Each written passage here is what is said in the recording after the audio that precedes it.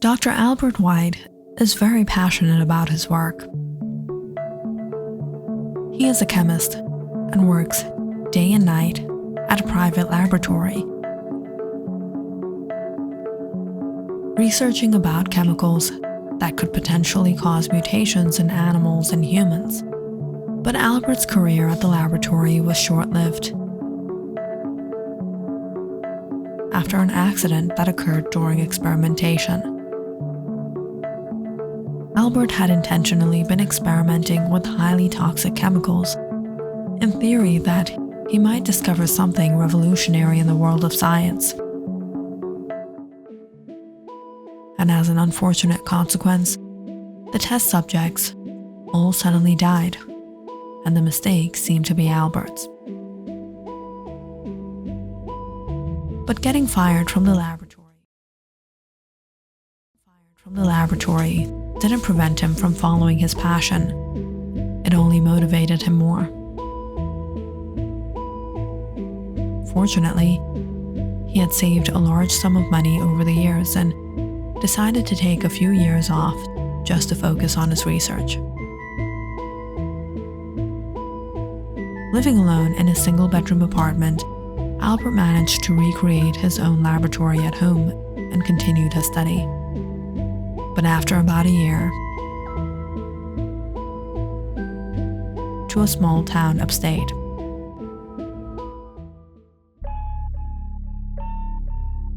So settling his affairs in the city and selling much of his belongings,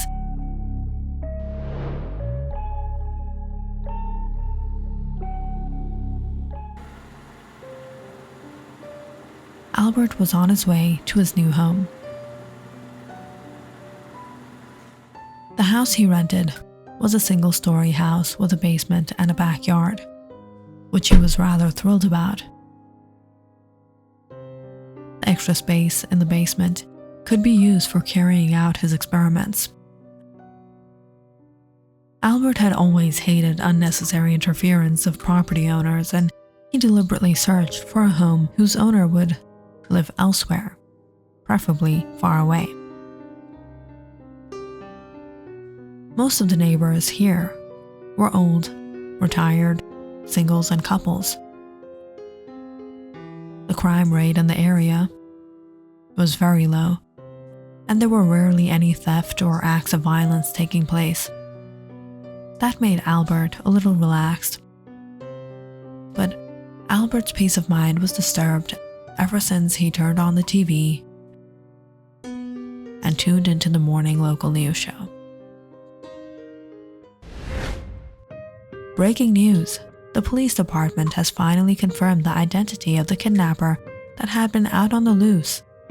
After 9 reported cases, a man named Bernard Sharon has been suspected. Keep your eyes on the lookout for this man and be sure to contact 911 if you spot anything suspicious. Albert was a bit disturbed when he heard the news. He thought he would live a secure life here, but looks like trouble kept following him around. Albert tried to forget about the morning news, but he just couldn't brush it off his mind. And what reminded him more was his neighbor, Mrs. Robinson, who lived with her 3 daughters. Mrs. Robinson was freaked out about the new criminal in town, and she couldn't stop talking about him every time they crossed paths. Curious, Albert searched up all the information he could find on Bernard Sharon. Who is he? Where did he come from? Who did he target? And what were his motives? Turned out Bernard Sharon was a man in his 40s.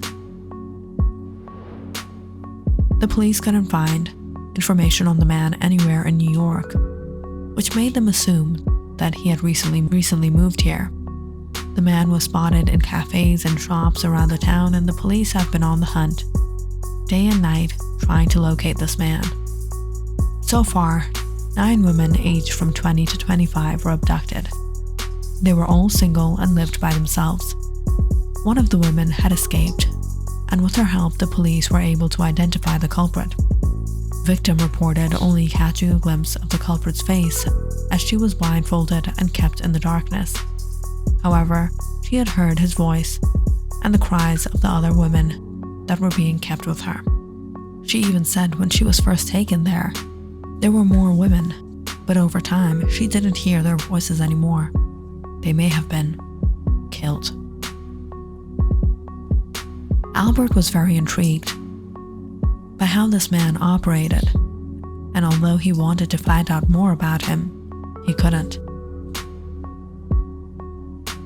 This man was sure to erase all clues. If one of the women hadn't escaped, he wouldn't have been exposed.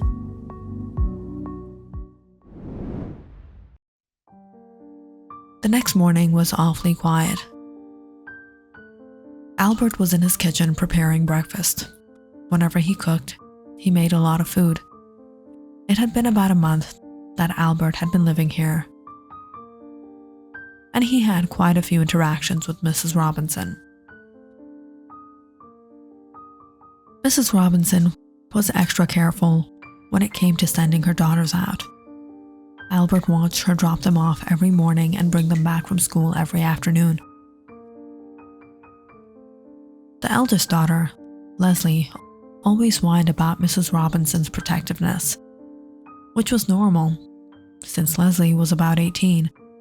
She didn't want her mother always getting into her way. But this morning was different. Albert went outside to pick up the newspaper. He noticed a frightened and nervous look on Mrs. Robinson's face. "Is everything all right, Mrs. Robinson?"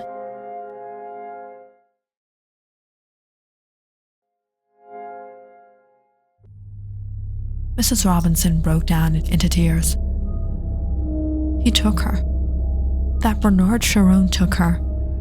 My daughter went out on her own yesterday. She hasn't returned. Albert, I'm telling you, I'll hunt down this man." Bernard Sharon? No, it could have been him.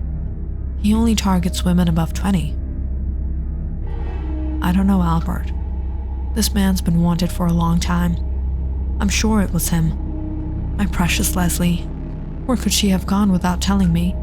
She's never done anything like this before. Albert was in a bit of a shock after speaking with Mrs. Robinson.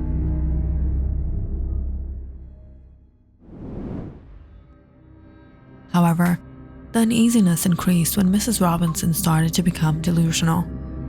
When Leslie hadn't shown up, and news came out that the remains of some of the missing women had been found near the local lake, Mrs. Robinson began hallucinating.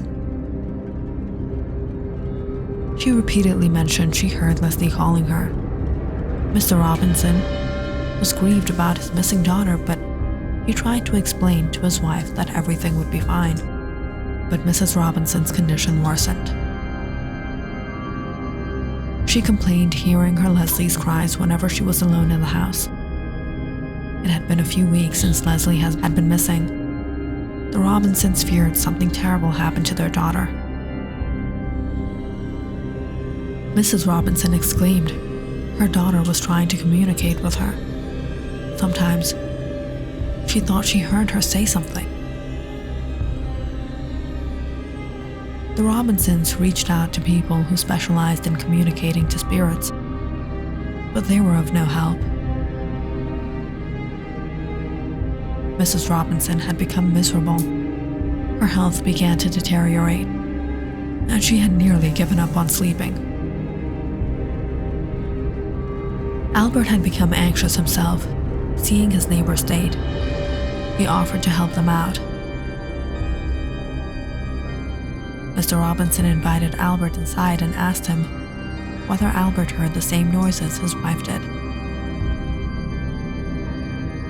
Albert inspected the house, especially in the places where Mrs. Robinson claimed to hear the voices. He even went to the extent of putting his ear to the walls and tried to listen closely for anything suspicious.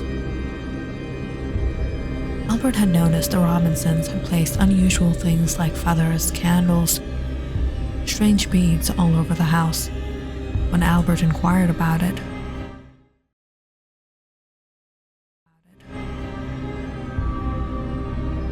the Robinsons told him the items were blessed by a psychic.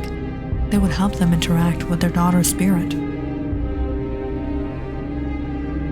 Albert wasn't able to help out the Robinsons, but he gave them hope that things would be fine.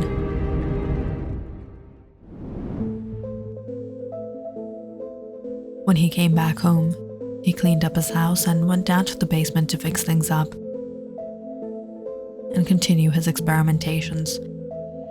The whole time, he wondered about the whereabouts of Bernard Sharon. Was there any way he could get rid of this guy? The presence of a kidnapper living in the same area bothered him greatly.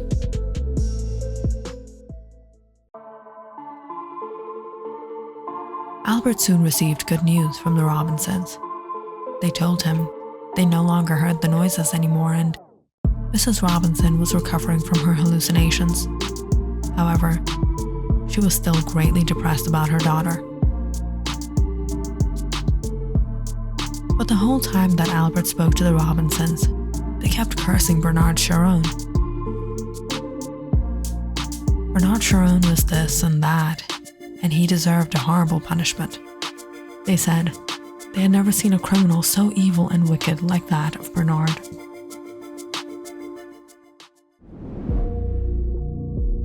When Albert got back home that evening, he felt deeply agitated. He spent hours researching Bernard Sharon once again. He pondered over what he could do about the matter.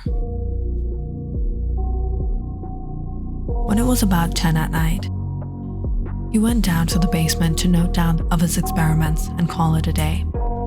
Sometimes, he fell asleep in the lab, so he had a table and armchair in the basement. Albert heated up some food and took it downstairs.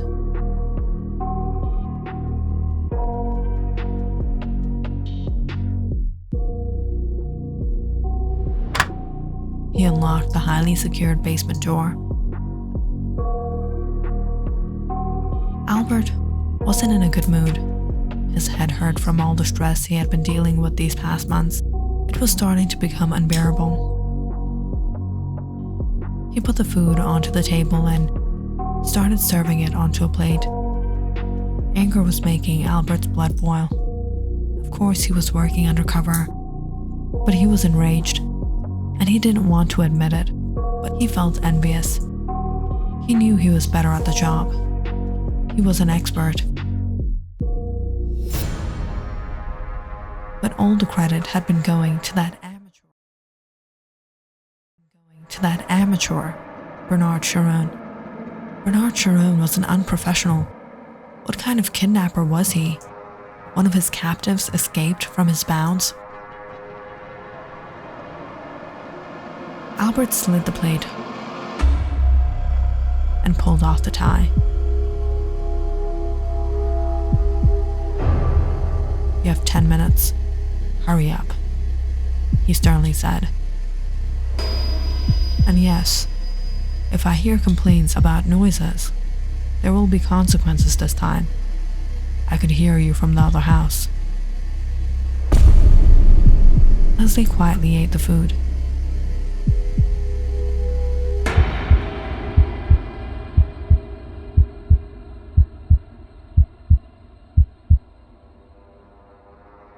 Albert sat on his chair. He couldn't think. He couldn't get his work done like this, knowing there was competition in town. There was only one master of the art, and it was Albert. He banged on the table.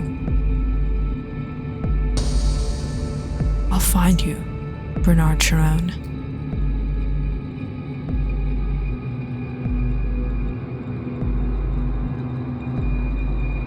If you enjoyed this story, please like and subscribe to my channel and share this video with your friends and family.